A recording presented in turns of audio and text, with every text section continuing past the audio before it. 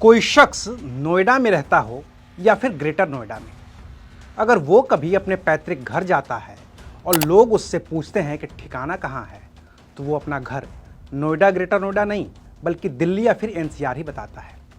क्योंकि दिल्ली के साथ जुड़े एनसीआर के इस इलाके में दिल्ली और यूपी का भेद मिट जाता है और पूरा इलाका ही दिल्ली एनसीआर कहलाता है। लेकिन जब भी यमुना अपने उफान पर होती है तो ये फर्क साफ नजर आने लगता है, क्योंकि यमुना से सटे दिल्ली के इलाके पानी में डूब जाते हैं और हालात बाढ़ जैसे बन जाते हैं, जबकि हरियाणा के हथनी कुंड बैराज से चाहे जितना भी पानी छोड़ा जाए, नोएडा में बाढ़ नहीं आती है। और इसकी वजह एक नेता जो एक नहीं बल्कि दो दो राज्यों का मुख्यमंत्री रहा है और जिसकी दूरदर्शिता की वजह से चाहे जितनी भी बाढ़ आए, नोएडा कभी डूबता नहीं है। नमस्कार, मैं हूं अविनाश और आप देख रहे हैं अनकट। वो साल था 1975, दिसंबर का महीना था। तब देश में इमरजेंसी लगे करीब 6 महीने बीत गए थे और इस इमरजेंसी के दौर में सत्ता का केंद्र बन गए थे संजय गांधी। तो एक दिन संजय गांधी कांग्रेस मुख्यालय 24 अकबर रोड में बैठे हुए थे। उन्होंने उत्तर प्रदेश के तत्कालीन मुख्यमंत्री नारायण दत्त तिवारी को कांग्रेस मुख्यालय बुला रखा था। तय वक्त पर एनडी तिवारी अकबर रोड पहुंचे। उनके साथ 2 अधिकारी भी थे। दफ्तर में बैठे संजय गांधी के हाथ में दिल्ली का नक्शा था। उन्होंने नारायण दत्त तिवारी से कहा कि आज मंगलवार है, 3 दिन के अंदर यानी कि शुक्रवार तक मुझे पूर्वी दिल्ली के आसपास यमुना किनारे ऐसी जमीन खोज कर दो जहां पर दिल्ली के उद्योगों को शिफ्ट किया जा सके, ताकि दिल्ली का प्रदूषण कम हो जाए।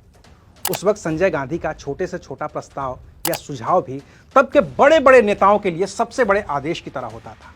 और नारायण दत्त तिवारी तो गांधी परिवार के हर आदेश को इस तरह से तामील करते थे कि उनका नाम ही न्यू दिल्ली तिवारी रख दिया गया था। और फिर ये तो संजय गांधी का सीधा आदेश ही था, तो ना नुकुर की कोई गुंजाइश ही नहीं थी। नारायण दत्त तिवारी तुरंत काम पर लग गए।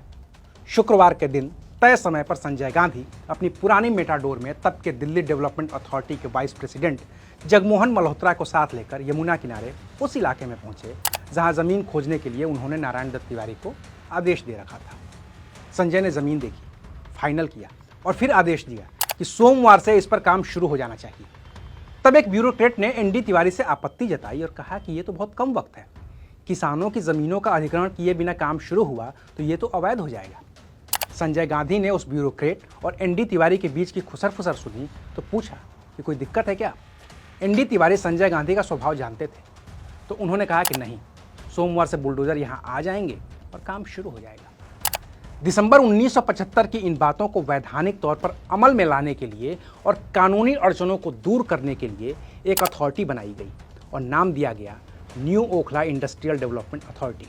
फाइलें तैयार होने लगीं और 2-3 महीने के अंदर ही बिना उत्तर प्रदेश विधानसभा की मंजूरी के कैबिनेट से एक अध्यादेश पास कर दिया गया, जिसे नाम दिया गया यूपी इंडस्ट्रियल डेवलपमेंट ऑर्डिनेंस 1976।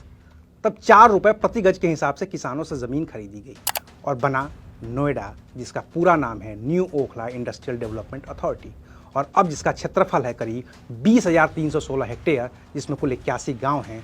और अब ये उत्तर प्रदेश का एक जिला है जिसका नाम है गौतम बुद्ध नगर। लेकिन जिन जमीनों को अधिग्रहित किया गया वो यमुना से सटे हुए इलाके थे और यमुना में पानी बढ़ने का सीधा असर इन खेतों पर भी पड़ता था। इसे देखते हुए नोएडा का जो स्वरूप विकसित किया जा रहा था, उसमें सबसे जरूरी काम था यमुना किनारे आने वाले हिस्सों को यमुना के पानी से सुरक्षित करना। तो इसका खास तौर पर ध्यान रखा गया कि नोएडा के नाले चौड़े हों, और यही वजह है कि नोएडा में नालों की लंबाई करीब 87 किलोमीटर है, जिसकी वजह से बारिश का पानी आता भी है तो वो इन नालों के जरिए यमुना और हिंडन नदी में चला जाता है और नोएडा में जल जमाव नहीं होता है। इसके अलावा नोएडा की प्लानिंग ऐसी है कि किसी भी रेजिडेंशियल या कॉमर्शियल प्रॉपर्टी के लिए अथॉरिटी पहले बिजली, सड़क और सीवर जैसी बुनियादी सुविधाएं मुहैया करवाती है, और ये सब जब मिल जाता है तभी उस इलाके को आगे डेवलप किया जाता है।